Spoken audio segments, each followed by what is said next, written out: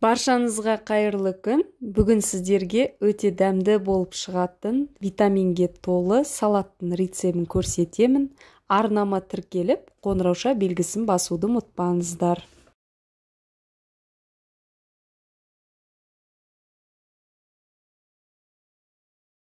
Бұл салатқа піскен тауық етті осылай ұзынша қылып турап аласыздар.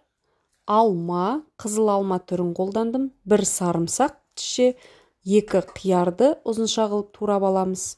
Жүгері және де қырыққабат. Ең алдымен қырыққабатты ыдысымызға салып аламыз да, үстіне тауық етін саламыз.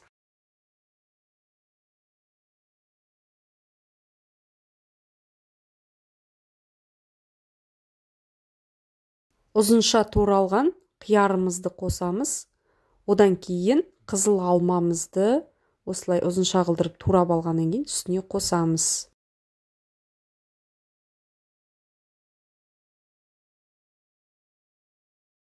Ендігі кезекте жүгерімізді қосамыз.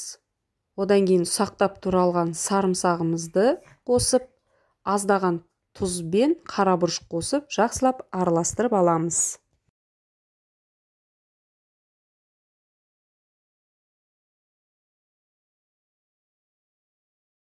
Енді осы салаттың үстіне майонез қосамыз да, жақсылап араластырып аламыз.